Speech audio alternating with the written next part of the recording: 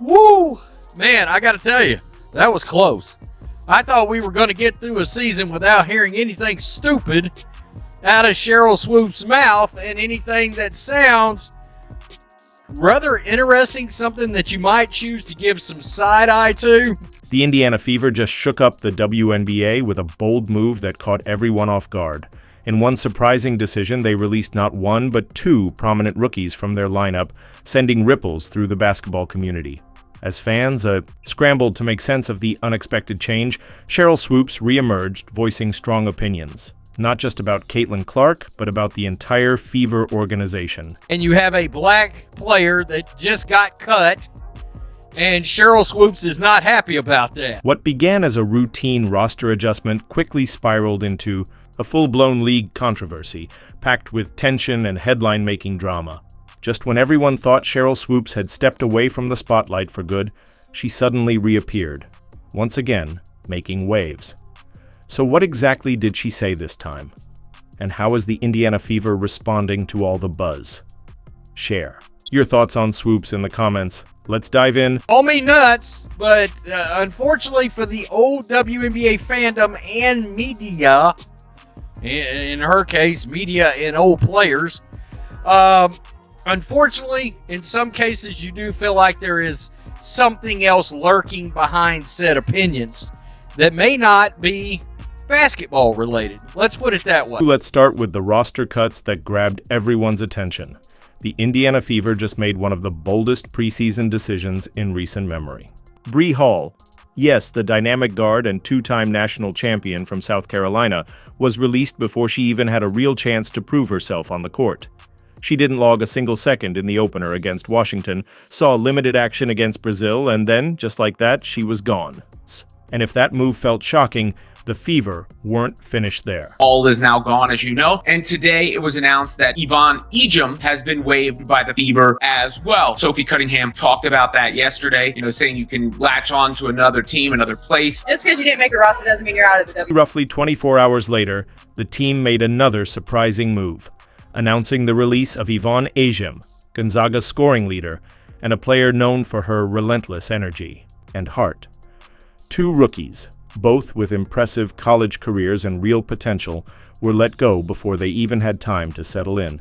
They barely got the chance to show what they could do. Just like that, gone. It was a clear reminder of the harsh reality of professional sports.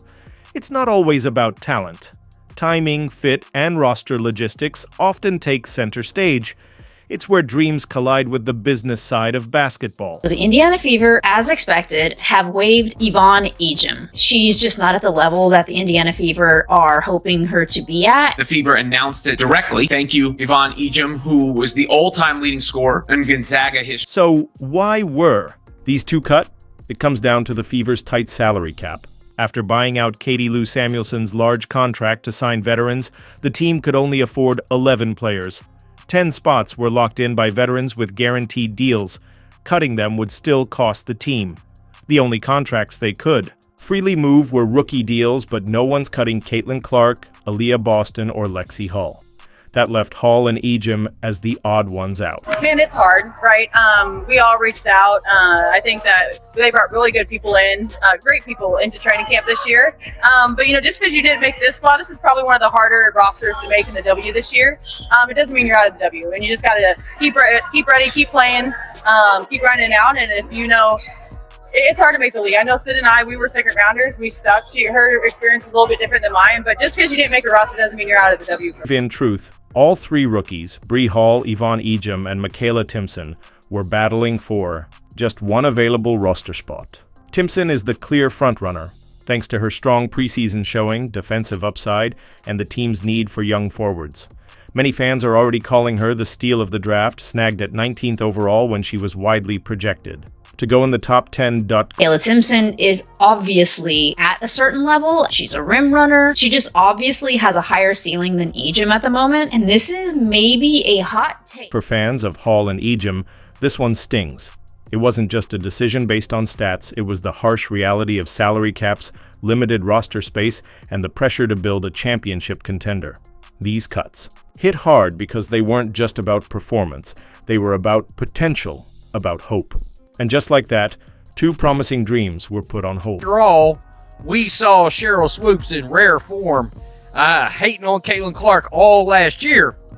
Well, maybe she has figured out, well, hating on Clark, I've been told that's not really a great idea, yada, yada, yada. So what other white girls can I tune up from the Indiana Fever? And naturally, it didn't take long for the backlash to begin, and leading the charge was none other than Sheryl Swoopes. The moment news broke about Bree Hall's release, Swoopes jumped in like she'd been waiting all offseason for this moment. Her return wasn't subtle. It was loud, pointed, and packed with criticism. Okay, example. The Washington Mystics Indiana Fever game. Because I know on social media, people were like, well, why aren't the starters in for the Mystics? They could win this game. And I was there, right? Because preseason is about, yes, you're going to play your starters. You're going to play your players.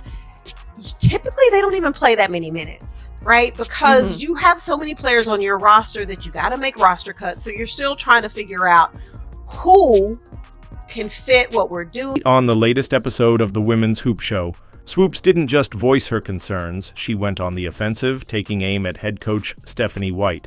According to Swoopes, White didn't merely mismanage the rotations, she practically sabotaged them. Swoopes questioned why Bree Hall was left on the bench while others with less potential were given priority minutes. I did have a question, though, with Indiana, right? Because even though the starters weren't in, like Sophie Cunningham and Lexi Hall they've been in the league for a while. You actually had players who, like Bree Hall, why wasn't she in that game per se? If you're still trying to figure out who's going to make the team, who you're going to cut. So I was a little confused with what Steph was doing. If you're still deciding who to cut, why wasn't Bree Hall even playing? Swoopes demanded. Her question wasn't just about basketball, it was about who gets the chance to prove themselves and who's sidelined before they can even get started. And if you thought Swoopes was done, think again. She turned up the heat, criticizing Sophie Cunningham and Lexi Hull, two players who benefited from White's rotation. Swoopes didn't just challenge their play, she questioned their very presence on the court with such precision that the implications were impossible to ignore across every WNBA Twitter. Okay. This is going to be a spicy season because Kiki was like, what, Sophie? Girl, don't come over here. Sophie was like, I was game here one. Here for it. But the fact that that's a rookie, right? I know. Kiki, She did not back down. But she just turned and laughed. She was like, what? What did you say? What are we doing? Then came the comment that made Swoopes' stance crystal clear. With a heavy dose of sarcasm, she quipped that maybe White should focus on tuning up the other white girls on the Fever, now that she'd been told to leave Caitlin Clark alone. That wasn't subtle. It wasn't shade. It was a spotlight on the issue, with a narrative bomb dropped right in the middle of the conversation. My goodness, I mean, we've had 2 preseason games. 2! And we're back to it. We're back here. She's criticizing Stephanie White. I bet Sheryl Swoopes hates that last name. Criticizing Stephanie White. And, of course, it relates to Lexi Hall and Sophie Cunningham. Ooh, I bet Sheryl Swoopes hates her some Sophie Cunningham. You know she does. Swoopes hadn't shied away from speaking her mind, as last season she raised questions about the legitimacy of Indiana Fever stars Caitlin Clark's collegiate scoring record. During the recent episode, Swoopes questioned Fever head coach Stephanie White's decision to give veterans like Lexi Hall and Sophie Cunningham minutes over Bree Hall and then cut her without giving her a fair opportunity to prove herself. The preseason doesn't have to be just about your draft picks at all. It can be about, I need this team to learn how to build chemistry on the floor together, working as a team. By the way, learning my system because I'm a new coach and we're not playing under the Christy Sides rules anymore. You played basketball, Sheryl Swoopes? I don't understand. Keep in mind, a lot of this team is new to each other. So getting minutes upon with a new player like Sophie Cunningham and Lexi Hull together, and some of these others, veterans, I'm sure is a priority. It's not about getting the minutes to prove whether or not they make the team. This team has to build actual chemistry if they want to win a title. That's what this is about. Whole team outside of your core four, Caitlin Clark, Aaliyah Boston, Kelsey Mitchell, and Lexi Hull, basically the whole rest of the whole team's new. Dantas is on there. Oh, you get my point, but you got a bunch of new people. Oh my God, Sophie's a dog. She just is. She's a competitor. She's versatile, so she allows us to do different things. Like, she plays with such a toughness.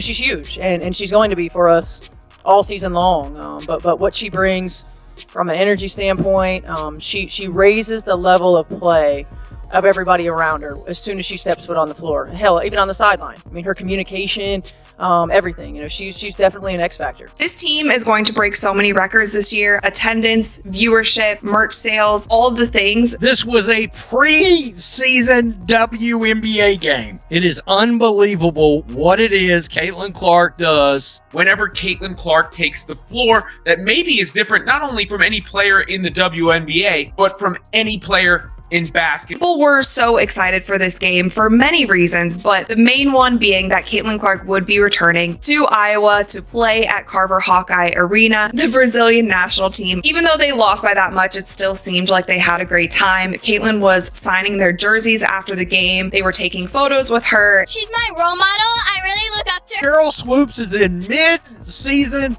hateration form. I'm sorry, this looks a different way to me.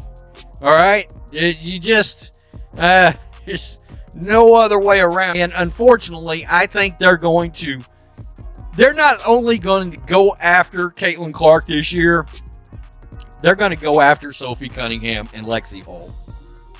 There, I said it out loud.